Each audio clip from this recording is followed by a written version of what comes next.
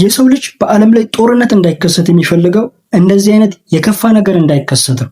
የጀርመን መሪ ሂትለር ከሰራው አረመኔነት አንዱ የቡክንዋልድ ወይም ቢሽ ፎረስት እልቂት ነው።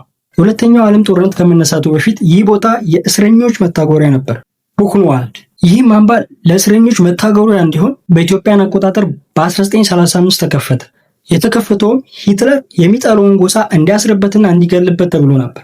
በዚህ አምባ በ12 ዓመት ውስጥ 18 ሚሊዮን ሰዎች ታስሮበታል። ከእነዚህም እስረኞች ውስጥ 11 ሚሊዮን ሰዎች በድብደባ፣ በጋዝ፣ በጥይትና በመሰቀል ተገድለዋል። በአምባ ውስጥ የነበሩ እስረኞች ጠዋትና ማታ እንዲቆሙ ይደረግና ይቆጠሩ ነበር። ወጣቶች፣ ህፃናት፣ ሽማግሌና አሮጊት በአንድ ላይ ይሰለፉ ነበር። ከነዚህም መሃል ከ32 ሀገሮች የተሰባሰቡ ሳይንቲስቶች፣ ዶክተሮች፣ የተለያዩ ሊቃውንቶች አሉበት። በተለይም በበረዶ ወቅት ቆጣሪዎቹ ብርድ ይነካናል በማለት እነዚያን እስረኞች ለ18 ሰዓታት በረዶ እየዘነበባቸው መንገድ ላይ ያቆሟቸው ነበር።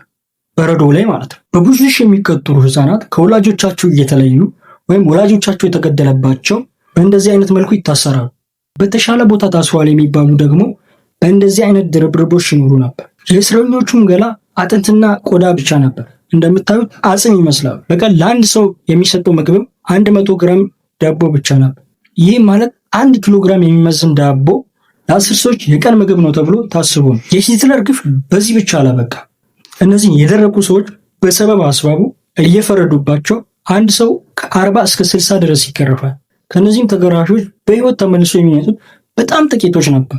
አብዛኞች ከግርፉ በኋላ የሚነሳው ሬሳቸው ነው። የሚገረፉበትን ምክንያት እነዚህ ጥጋበኞች እየተባሉ ነበር። በዚህ ላይ እነዚህ ምስኪን እስረኞች በቀን 12 ሰዓት ጉድጓድ እንዲቆፍሩ ይደረጉ ነበር። የሚቆፍረውም ጉድጓድ እንደተለመደው ቆልቋል ሳይሆን ወደ ጎንዮሽ ነበር። ዋና ስራቸው ባጠገባቸው ያለውን ተራራ እየማሱ ትልቅ ዋሻ መስራት ነበር። የሚቆፈረውም ዋሻ በዚያ ዘመን ሂትለር ቪ የተባለ ሮኬት የሚሰራበት ዘመን ስለነበር ያም ሮኬት በሚስጥር ዋሻ ውስጥ እንዲሰራ በማለት ነው። እንደተባለውም አልቀረ። ያ ሮኬት በእነዚህ እስረኞች ዋሻ ቆፋሪነት እና በራሳቸው ጥበብ ተሰራ። በእስረኞቹ ጥበብም የተሰራው ሮኬት በሙከራ ጊዜ ጥሩ ውጤት አሳይቶ ሂትለርን በጣም አስደሰተው። እስረኞቹ የሰሩት ሮኬትም በተግባር ላይ ለመዋል ታስቦ ወደ ጦር ሜዳ ወስደውት በእንግሊዞች ላይ በተኮሱበት ጊዜ ግን ብላሽ ሆኖ ከሸፈ። እስረኞቹም የሂትለርን ጭካኔ ያውቁ ስለነበር ሌላ ሰውን እንዳይጨርስ በማለት ሆን ብሎ ያደረጉት ነገር ነበር። ይህም ነገር ታውቆባቸው ሊቃውንት በሙሉ በወታደሮች ተገደሉ። ራሳቸውን ሰውተው ሌላውን አተረፉ። እስረኞቹ የሚቆፍሩት ሌላው ጉድጓድ ደግሞ የራሳቸው መቀበሪያ ነበር።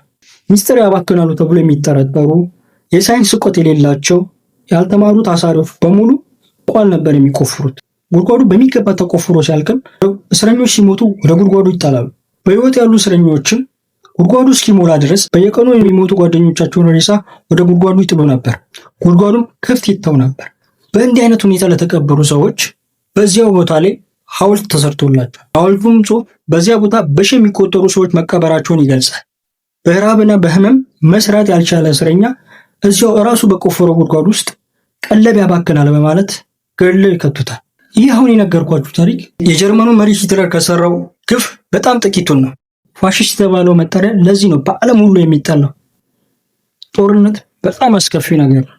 ስለ ሰላም እየተናገሩ የሚኖሩ ህይወታቸውን ለሰላም አሳልፈው የሰጡ ሰዎች ምንኛ የታደሉ ናቸው።